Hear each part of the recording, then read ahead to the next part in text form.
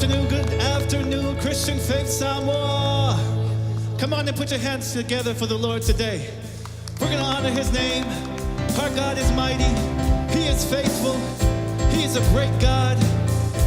We lift our voices and our hands to you, King, our mighty God. Come on. Here we go. And faithful, yes, God is faithful to perform His word.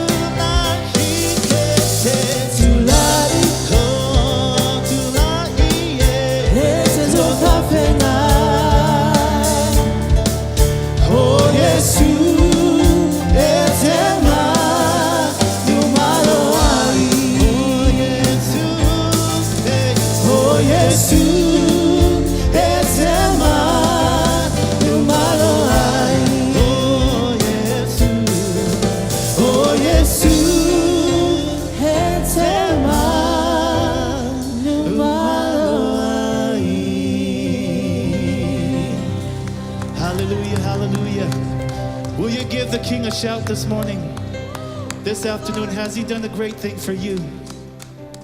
Father God, we thank you and praise you, Lord, for this day, this magnificent day that we are in your house, Father. May we just lean on you today. Come on, church family, will you just lift your hands? We just honor Him. We're going to continue to worship and lift up His mighty name. Soften your hearts and your minds today. We're just going to lean into Him, into His presence. Hallelujah. Hallelujah.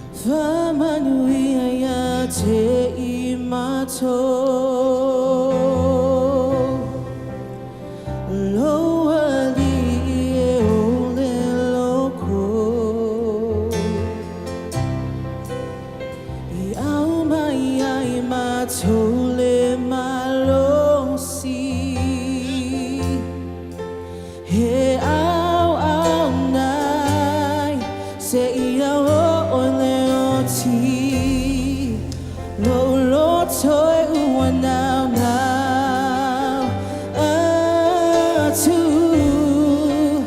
Tefia oe Yesu no mamalu. Come on, family.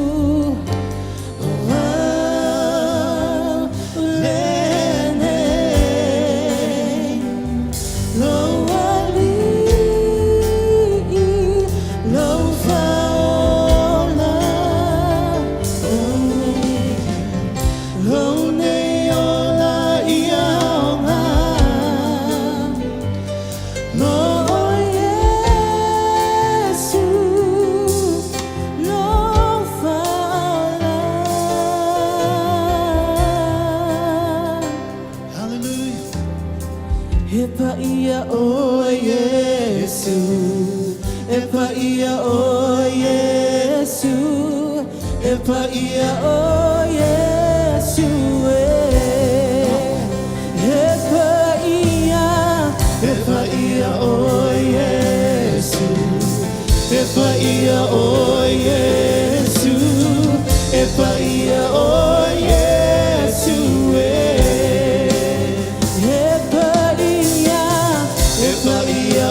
Yesu. Epa ia o Yesu, Epa ia o Yesu.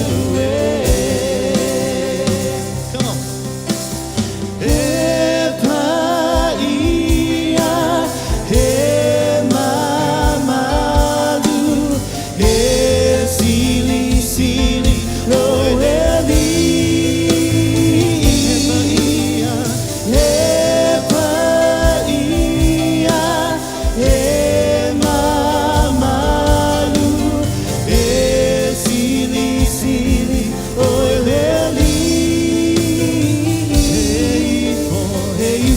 Te oe le langi, alalanga, le lalo langi, epa ia.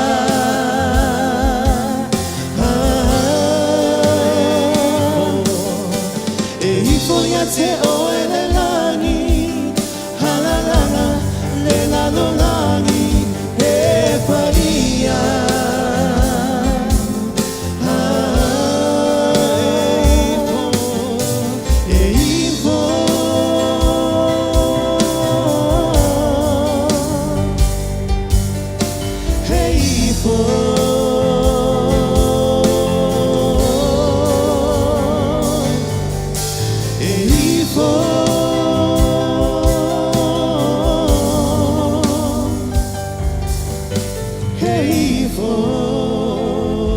Te oe le langi. Hallelujah, Lord. Thank you, Father. Hallelujah. Yeah.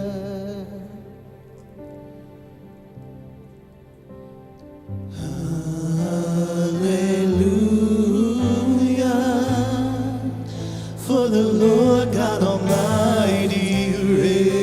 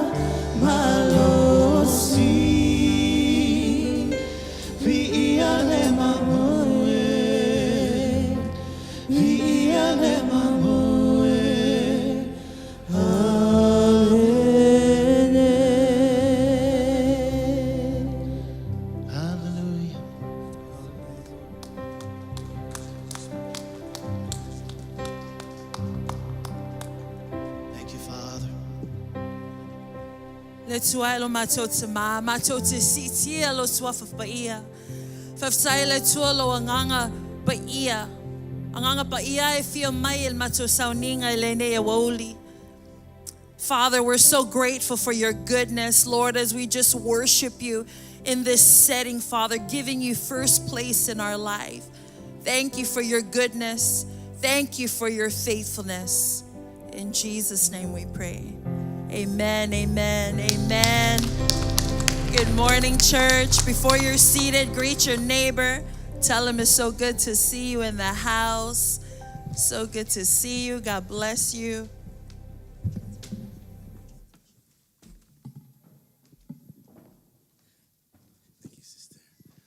Hallelujah, hallelujah. Isn't it good to be in the house of the Lord? Amen. Amen. I don't know where else would you want to be, but to be in the presence of God, where liberty takes place, breakthrough, revelation. Because when you come carrying whatever it is that you're carrying, you never leave the same. Amen. Amen. It's my privilege and honor to take up our tithes and offering, right? And I know I'm preaching to the choir, but how many of us knows how important it is to give? Give, right? Okay, let's go beyond our pockets, beyond our finances. Let's give our time, right? Whatever you give your time to, that you value, right? So if I spend most of my time in front of the television, looking at something, watching something, it tells me without telling me that I value my television time. If I spend time outside fishing, because I'm from Alaska, right? I came from Alaska, so we were fishing out there. If I'm spending time on the water and not thinking about the goodness of God, it tells me I enjoy fishing more. But if you spend time in the presence of God, not just on Sundays, right? Sunday, it's not a thing we check off, right? Sundays is a privilege to be amongst the body, to sharpen each other, to stir each other up and go deeper in God. But on the weekdays, that's between you and him. Where are you spending most of your time? What are you giving your time to the most, right? And I want to say we're all before the Lord in our prayer closet. We're just in there, just on behalf of the world. We're standing on the gap, right? We're just praying for the nation. We're praying for our leaders, praying for our family. We're praying for a breakthrough. We're just praying for the things of God, right? So go ahead and ushers, go ahead and pass it down. We're just going to pray for this offering. Lord, Father God, we thank you for the privilege it is to give. We know we got to give the money, the 10%, but we want to give it all to you, our heart, our life, because we owe it all to you. You gave your son for us, Lord Father. In return, we give our lives to you. So we thank you so much, Holy Spirit, for leading us, guiding us, giving us the grace to come before you. We know we're not perfect. You know we're not perfect, but here you are, showing your unconditional love to us. So we thank you in Jesus' mighty name. Amen. Now here's our Christian faith update.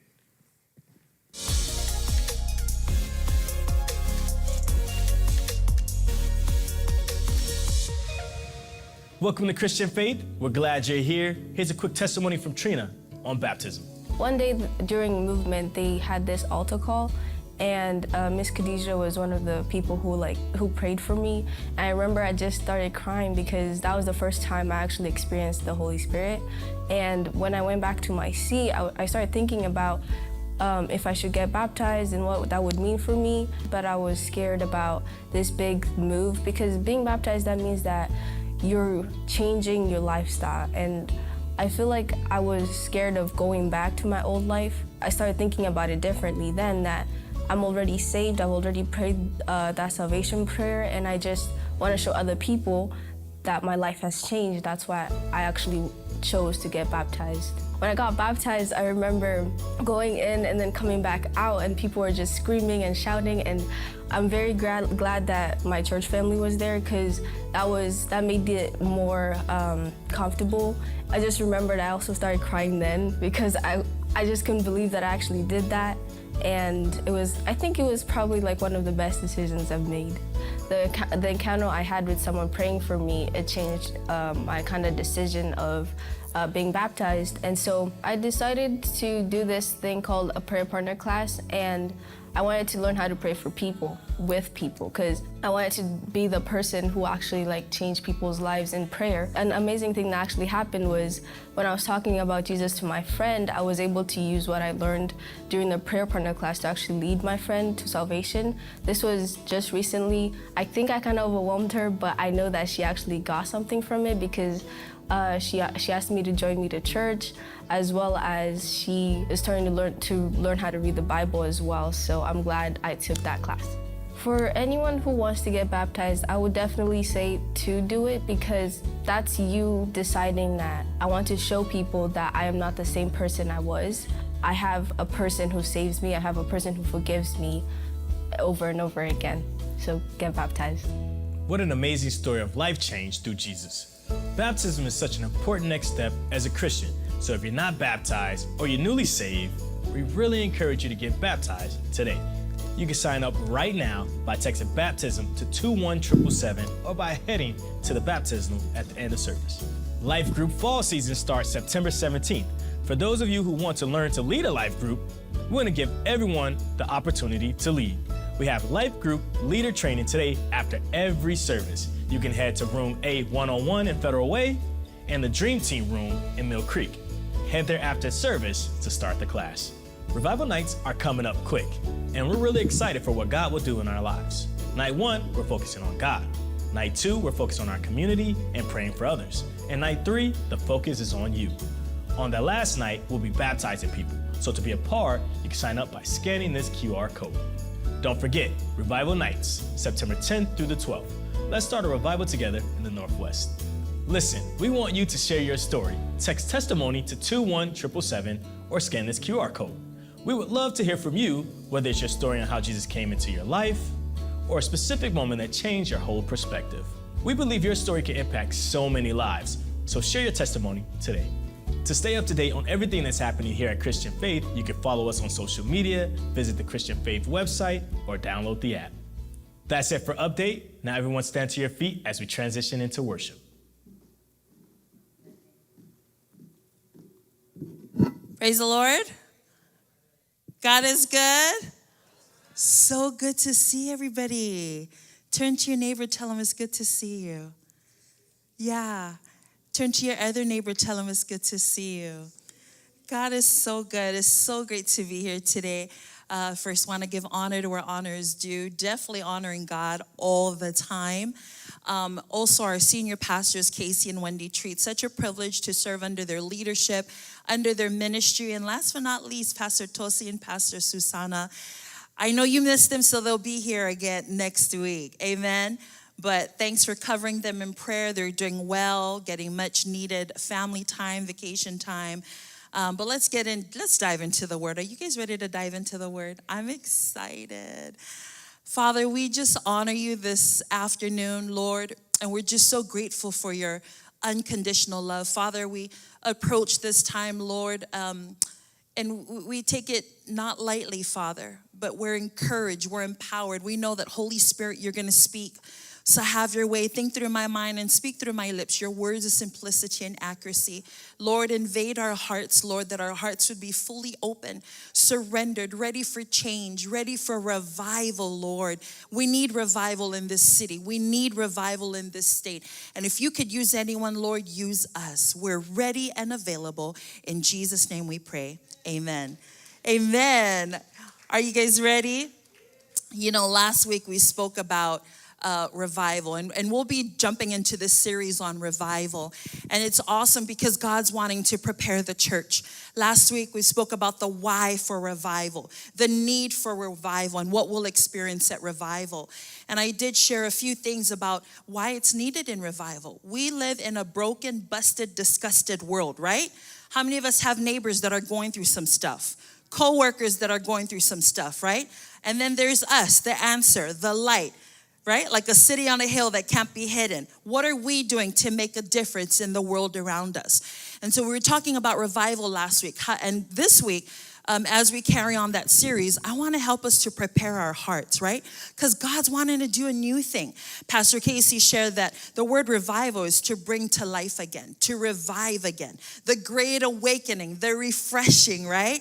It's where God does a new thing. He takes out the old and he does the new in us. But in order for God to do that, we have to live a life of surrender, right? God can't heal what you're not willing to reveal. So we have to live a life of surrender, a life that is readily and able and available for God to do a new work in us. Amen? All right. And so let's turn to Exodus chapter 3, verses 1 to 5. And I'm going to read this, and I want you to really hone in on this. Now Moses was tending the flock of Jethro, his father-in-law, the priest of Midian, and he led the flock to the back of the desert and came to Horeb, the mountain of God. And the angel of the Lord appeared to him in a flame of fire from the midst of a bush. So he looked, and behold, the bush was burning with fire, but the bush was not consumed. So when the Lord saw that he turned aside to look, God called to him from the midst of the bush and said, Moses, Moses. And he said, here I am. Number 5. Ona fetalai mailea, awa ete faalatalata mai ini.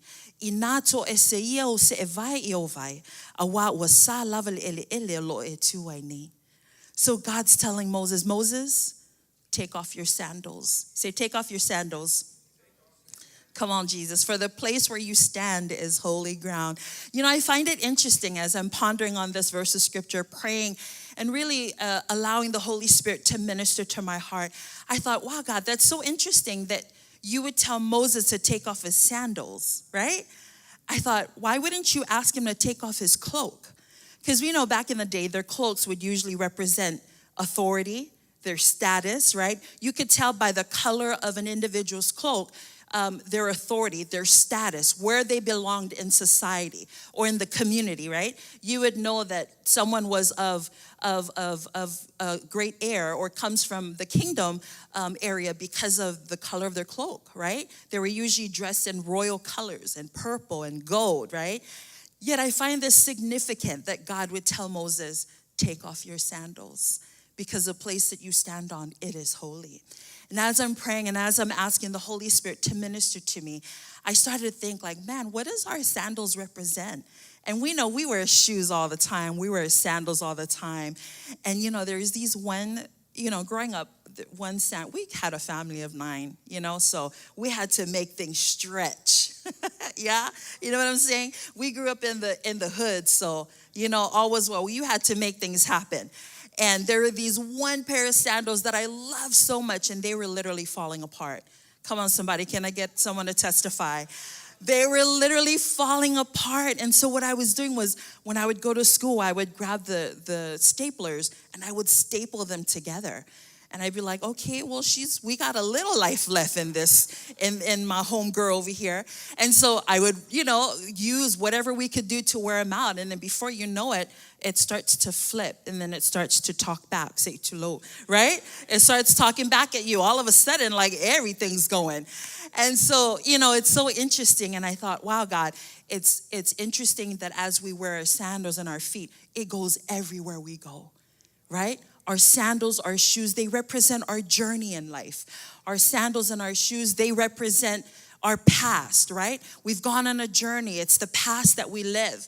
It represents our story, right? We all have a story in life, where we've come from, where we're at, and where we're going to. It is part of our story. Our sandals also represent your sin, right? Things that you've gone through, things that you've done that you're not proud of. And praise God for his saving grace, amen? Praise God for his saving grace. Your sandals, they represent the dirt you've been carrying for years, and it's represented in the sandals that you wear.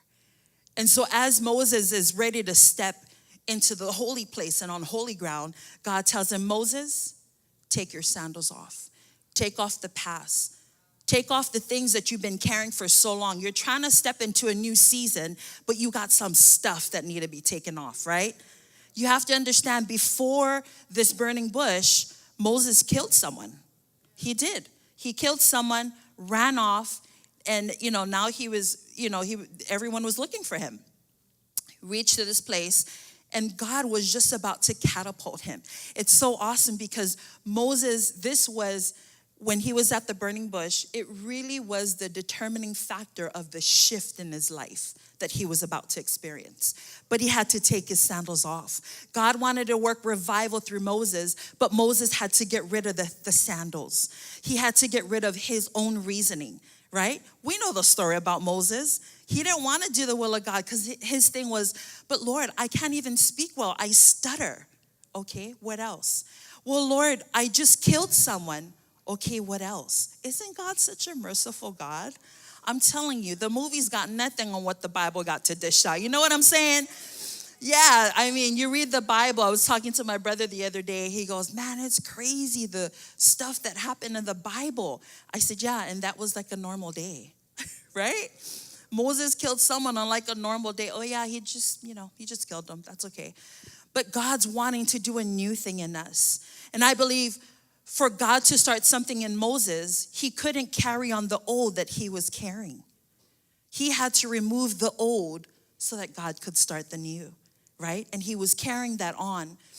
I believe that in this season of revival, we're wanting to experience more of God. We want more of God. We want the new of God. We want God to use us as a vessel of honor so that we can raise up a generation of leaders that are fearless, a generation of Davids that are going to conquer Goliath and say, you know what? Not in this house, not in this generation, right? God is wanting to raise up a generation of Esthers, right?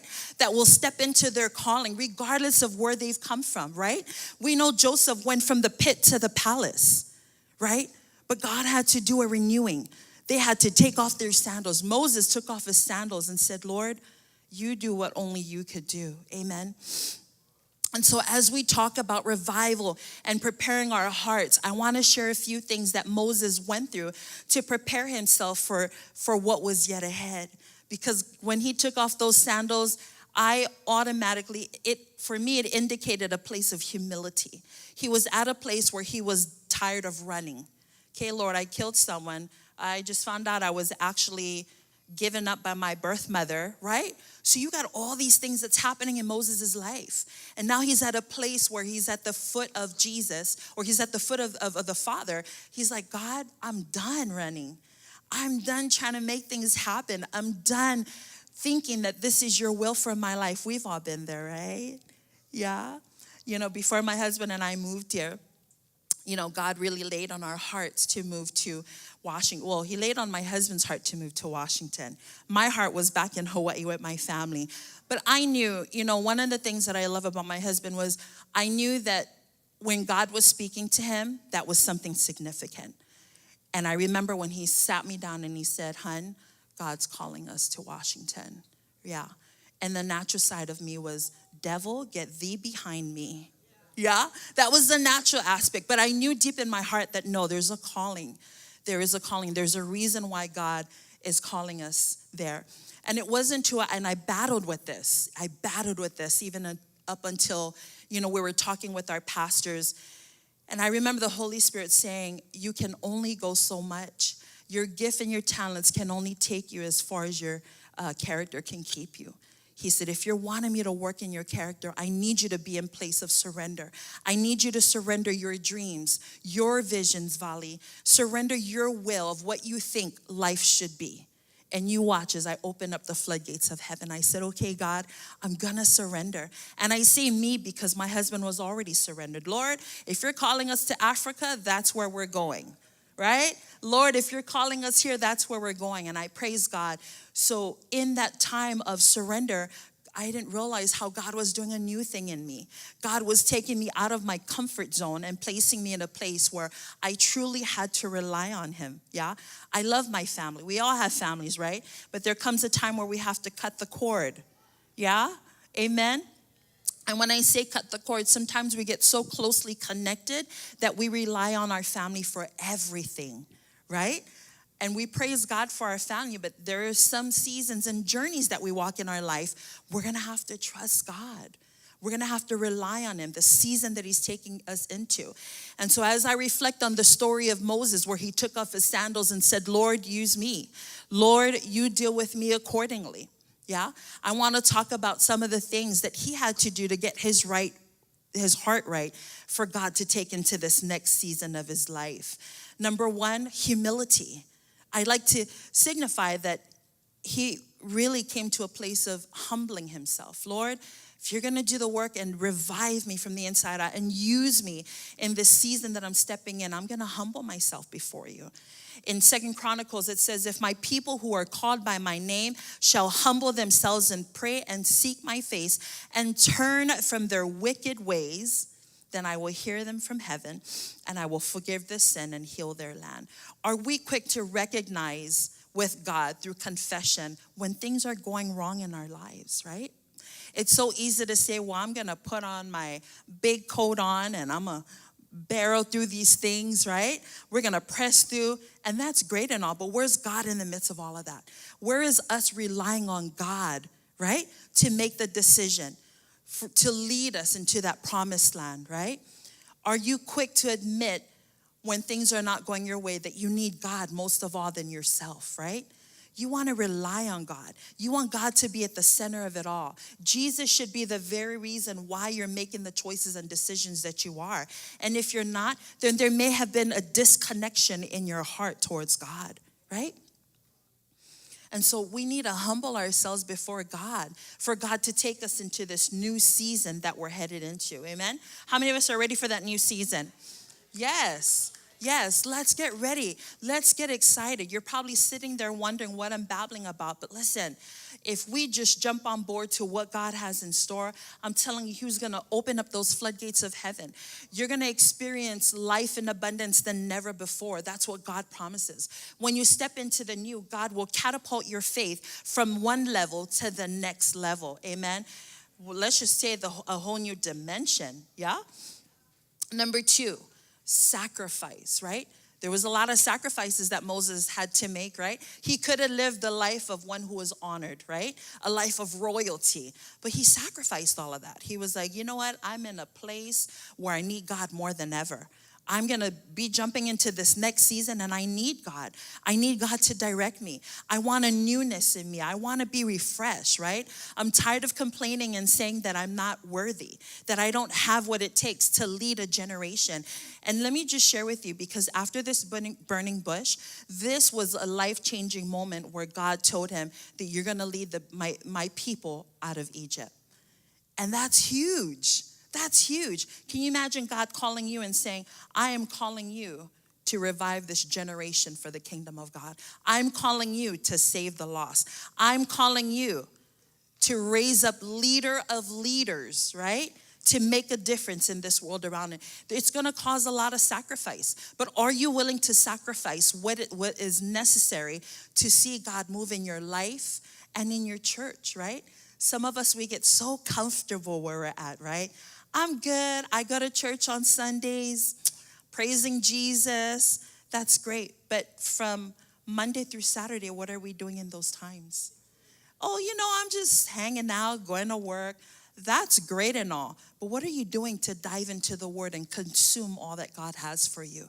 Because every day as you dive into the Word, the Bible says He gives us fresh bread, right? The Word is our daily bread. If you're not in the Word, then what are you allowing to speak into your life? What are you allowing to shift the course of your destiny, right? Is it the Word, or is it your direction? Or is it your family members? Or your girlfriends, right? Or your guy friends? And so we always want to be wise with those things, because it's going to take sacrifice. You may have to give up certain friends, right? You're going to have to give them up. What about convenience, right? We're so comfortable with where we're at that when God starts calling us, we think it's the devil, right?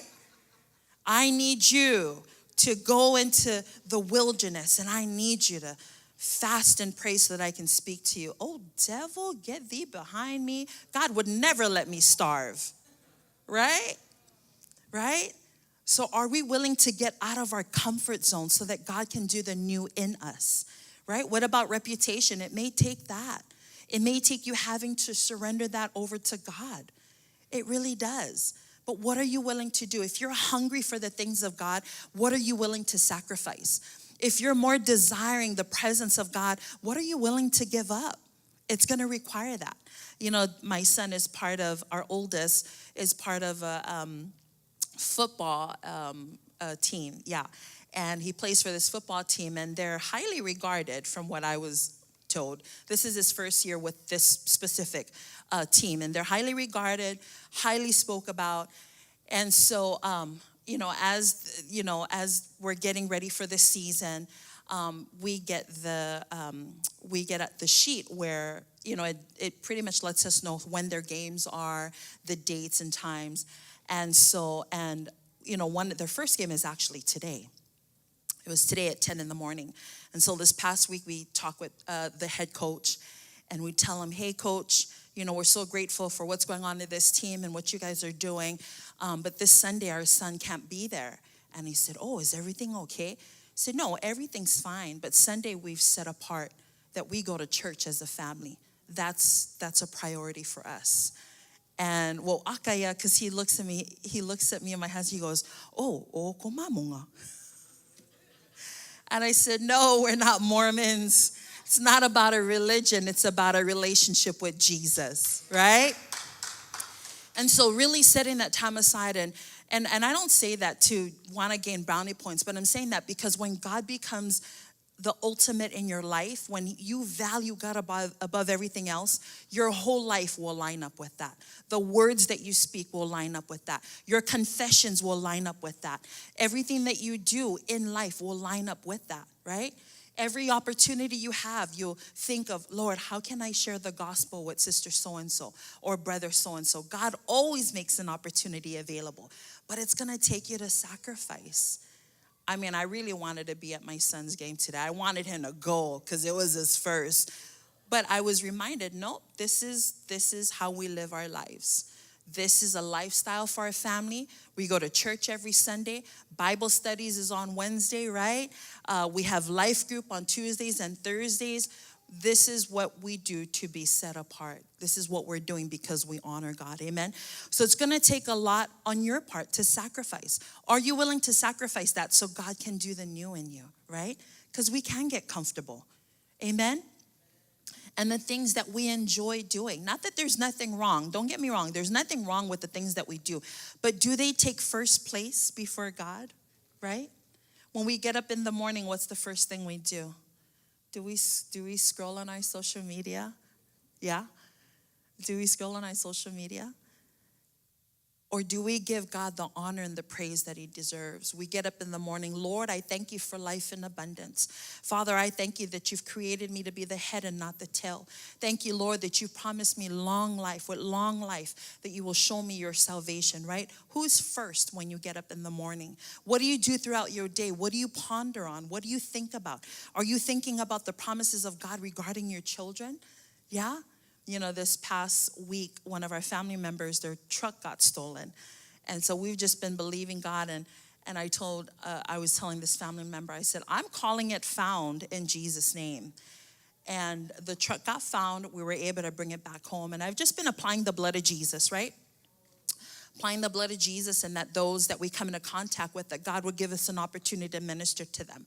So this morning we get up, and then our car gets broken into. And then my husband's wallet gets stolen. And then now we're getting indications where they're saying, oh, this card's been used for this card's been used for that. And this is right before service. So, my husband and I, we look at each other and we start to declare the promises of God. I ain't gonna lie, I was a little bit frustrated. Okay, I'm just trying to be real. But in the midst of that frustration, I chose to declare the promises of God. And there are going to be seasons in your life. And even in this season, as we prepare our hearts for revival, what are the things that you're having to get rid of? What are the things that you're giving most attention to that God's like, no, get rid of that. Focus on me. I'm wanting to do a new thing. I believe Moses was in that season of his life. He was tired of trying to figure things out on his own, right? He tried to make things happen. He tried to work things out. That didn't work out until he came in the presence of God, right? And I love that the holy ground really represents a place of surrender, right? Before we step into that holy ground, are you willing to surrender to God? Surrender really is giving all that you have to God and relying on Him in this season of your life. Whether it's your marriage, whether it's your children, whether it's ministry or a new job, new season that you're in, are you willing to surrender that as you prepare your hearts for revival? Because God's wanting to do a new thing, and why not do it with you, right? Why not use you? Is your life characterized by genuine sacrifice for the cause of Christ, right? Every day, family, we die daily. And we die daily to the flesh. A lot of the times we need to get rid of the thoughts of the flesh, right? Because when someone cuts us off, when we're driving in traffic, right? I know y'all want to say something, right? Or you're probably saying it in your mind. Right? And that's real. I'm not trying to down you. That's real. But God's wanting to renew something on the inside of us where we don't revert to that, but we revert to praying. We revert to declaring the promises of God, right? Father, I thank you that I am the most patient daughter and son of God. You're giving me patience now to prepare me for what is yet ahead. I thank you, Lord, that you fill my mouth with joy and unspeakable declarations, right? Because we're not going to use our words to tear down and break down, but we use our words to lift up, to speak life, to encourage, right? As my kids would usually tell me, Mommy, speak life. Next, first love. For to me to live is Christ and to die is gain. I am hard pressed between the two. My desire is to depart and be with Christ, for that is far better. Philippians 1:21 and 23, right? Where are you in your personal walk with God? Are you in love with Jesus today as you were the first day, right? Are you deeply in love with Him? Ain't it interesting when it's this person that you're in love with? You give them all your undivided attention, right? And sometimes we do crazy stuff because we're in love, right? Oh, y'all sitting there acting like you don't know what I'm talking about, right? You do crazy stuff when you're in love with someone. And it's the same thing with God. When we love God with all of our heart, our soul, with all our mind, with every fiber of our being, you're going to see the shift in your life, because then your walk will only be about God. Lord, what are your plans for my life? Lord, I'm praying your blessing over my children. I thank you for your hand over our family and over our ministry. I thank you, Lord, that you've ordered our footsteps and orchestrate the path that we walk on, right? Where is your relationship with God? Are you still in love with God today than you were when you first got born again? You remember when you first got born again? Oh, Lord, I love you so much. You wake up in the morning. Oh, Lord, you're such a good God. Your worship is, no one can even compare to the worship you give God when you first got born again, right? You're singing to the top of your lungs. But now, has it dwindled? Yeah? Has your worship dwindled? Has your confession been more about complaint than the promises of God? Has your confession been more about the problem and the issues than more God is able to do exceedingly and abundantly above all we could dare ask or think, right? Are we more in love? And if we're not, no condemnation. But this is a time where you want to prepare your heart. Lord, do a new thing in me. Lord, do a new thing in me that only you could do. I'm done with trying to do things my way. Are you devoted to Jesus with joy and peace and growing in love with Him, right? I always have to question myself that, right? Where is my walk with God? And I have to do a checklist. Not that it is a checklist, but so that I know that my priorities are in line with God's word and God's promises. One of my biggest fears, and I remember my sister asking me this, and it was such a casual conversation. I don't know what we were talking about, and she said, what is your biggest fear? And I really wasn't coming from a place where, I want to say a holy word and I want to say something. It was nothing about that. But we're having a casual conversation. She goes, oh my gosh, what is your biggest fear? I said, honestly? She goes, yes, honestly. I said, honestly, my biggest fear is not being in the perfect will of God. And she was like, well, that was deep. She goes, I was going to tell you that I'm afraid of spiders. I was like, oh, is that what you meant? Okay, cockroaches. Right? But the God honest truth, that was the very thing that was on my heart that day when she asked me in a casual conversation. And I never want to be in the place where I'm disconnected from the will of God. Because I know that when I'm not in the will of God, I'm going to enter into a place that will eventually lead to destruction. And that's not God's plan for our lives. That's not God's plan for your life, right? And so maybe you need to be at a place where you're like, God, I got to surrender what's on my heart. I need to trust you in this next season of my life where I'm needing revival, right? You need a refreshing in your life. You need God to stir things up, stir your faith up so you can continue to believe God for more, amen? Your priorities. What about your values, right? What do you value most in this life and in the season that you're in? And as I'm sharing this, all of this is indicating if you need the need to prepare your heart for revival. Because God is wanting to stir you up. God's wanting to do a new thing. Every form of contact that you have or in your realm of influence, God's wanting to bring healing and deliverance and breakthrough. Amen? And if that's something that you're wanting, something that you're desiring, then you definitely want to put things aside and say, God, I value you. I value you through my giving, right? I value you, Father, in staying in the word and in prayer, right? God's wanting to revive us from the inside out. And if we're not ready, then we won't be prepared to step into that next season of our lives. But God's wanting to do a new thing. And I don't want to sound like a broken record, but when God's wanting to do a new thing, he's wanting to refresh us from the inside out. He's wanting life and life in abundance for you and your family, right? And where are you in this season in your life? Because as we prepare for revival, and we all saw it, right? So September 10, 11, and 12. Come with an expectation. If you're ready and you're prepared and able, come with an expectation. This one pastor that she was my spiritual mom from back home, the church that I come from. And I remember every conference or anything before service, she would always say, expectations are the breeding grounds for miracles. And I thought, wow, that is awesome. And it's true. She would always encourage us, when you come before God, come with an expectation. Because God is able to do above and beyond. But you have to take the limits off of God. What limits have you put on God stepping into this new season? Or preparing your heart for revival? Because God's wanting to revive you. God's wanting to refresh you. But what are you holding back on, right? For some of us, it may be commitment. Oh, it's too much to read my Bible, and it's too much to pray all the time, right? As a parent, I'm in a season where I'm having conversations with my kids about the Bible. And, they're so cute because they're so open about it. They have lots and lots and lots of questions. So I always have to prepare myself, but those are the things that I value. And I had to surrender the old way of thinking and the way that I was brought up, right? Because growing up in our Samoan family, there were things that we couldn't talk about, right? We couldn't talk about relationships. We couldn't talk about how children were born, right?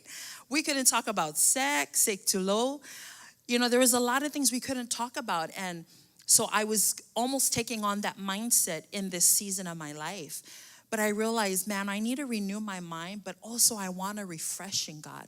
Refresh me. Get rid of the old thoughts that I had of raising children. And Lord, let this be seasoned and graced by you, that when I have conversations with my children, that these conversations are holy, that these conversations are encouraging, right? And I want to quickly share this story because it was a story about my son as he's learning things, right? So this was Pride Month. And so we're driving down the road, and during Pride Month, he sees all these flags, and the flags were colorful flags. So he's looking at me and he's saying, Mom, what are these colorful flags? What do they stand for? What do they mean? I'm praying in the Holy Spirit. I'm like, right? Because how do you share that with a younger one, with them not ever thinking negatively? Because we need, the priority is we love people, right? We love God, we love people, we share with them the goodness of God, we win them to Jesus, amen? So I'm praying in the Holy Spirit, and I'm praying, and the Holy Spirit lays on my heart the story of Noah. And my son loves the story of Noah because of the boat, because of the ark. And so, the Holy Spirit said, talk to him about the story of Noah. So I'm like, where is this leading? So I'm telling him about the story. Son, you remember the story about Noah? He said, oh, yeah, Mom, I love that story. I said, you remember? So I'm going through him with the story, right? And I said, and you remember when Noah sent the bird out and the bird came back, they were ready to land. There was land prepared and ready for them. He said, yeah. I said, well, they got off, praise God. They, God promised them to live in land. It was a new beginning for them. I said, and you remember what God showed them? You remember that big, colorful thing? He goes, the rainbow, Mom. I said, yeah. He said, oh, I said, yep. And the flag is, the rainbow is an indication of God's promise that he will never flood the earth again. He said, you're right, Mom, you're right. And I thought, oh my gosh, that was so Holy Spirit, because this conversation could have went south really bad and really quickly. But, all in that to say where I had to surrender. I needed God to do a refreshing in me with raising my children. And if that's the season that you're at, God's wanting to do a new thing, right? God's always wanting to start the course off for us. But are we ready? Are we willing? And are we able? Because God always is. Amen? As I come to a close, I want to encourage us and remind us that God is wanting to revive us. God is wanting to do a refreshing on the inside of you. Now, whether you're in a good season or a bad season, I just shared with you what happened this morning, right? It could have been a bad day for me and my husband. But we choose to believe that God is able, that he's providing. The cool thing is that God's already bringing the right people. All of a sudden, people saw and they're like, oh, let's help you, Pastor. I'm like, oh, praise the Lord. Thank you, Lord. So God is faithful, but we need to be a place where we're in a surrendered heart, right? Lord, I need you. Lord, I need a refreshing on you. Lord, I need you to empower me from the inside out so that I can make a difference to the generation that is yet to come, right? Listen, our young generation, our youth, they are being raised in this world and in this generation that is talking about confusion, destruction, right? It is a woke generation. But you have to decide if this is the season that your children are going to be raised up in. Because you can actually change the course of that. But it's going to require you to trust God to lead you in that season and in that direction. And most importantly, it's going to require you to have a heart that is surrendered, right? Are you surrendered to the will of God? Are you going to say, Lord, I'm not going to do it the way the world's wanting me to do it, right? By retaliating. We don't retaliate. No, we pray. That's where God changes things, right? Everything that is manifested here in the natural is based on our prayer life. Things that are battled and won in the realm of the spirit. Amen? So as we close out, everyone can bow their head and close their eyes. And if you're here and you're saying, I'm new here, I don't know Jesus, I would like to know him and the new life that you're talking about, I want to encourage you. There's so much that God has in store for you, so much that God is wanting to do and unfold in your life. And if that's you, I want to encourage you to raise your hand because God's plans are magnificent. Amen. God bless you. God bless you. I see you. Maybe you've been a Christian for a long time and you're saying, you know what? I really need a refreshing from God. I need God to stir my faith from the inside out. I want that call, his call upon my life to be revived. I want it to be real to me, right? Just like Moses, he had to take his sandals off as he was entering into holy ground. And if that's you and you're wanting to renew your walk with God, your relationship with God, go ahead and raise your hands. God bless you. I see you. God bless you. I see you. Praise the Lord. If I can have everyone repeating after me, say, Heavenly Father, I come before you with the need more of you. I admit, Lord, that I have sinned and I have fallen short. But Lord, thank you for the power of the cross. I receive Jesus into my heart. And I thank you that my life today will never be the same. In Jesus' name. Amen. Let me just pray for you. You're probably in this place and you're saying, I just want to be revived. Lord, I just want a refreshing. Lord, I just want you to do a new thing in me as we prepare for revival. I want to be like Moses, Lord. I want to get rid of these sandals. I've made the decisions in my life for too long, and Lord, I need you now more than ever. And if that's you, go ahead and raise your hand. We're going to pray. God bless you. I see you. God bless you. I see you. God bless you. God bless you. I see you.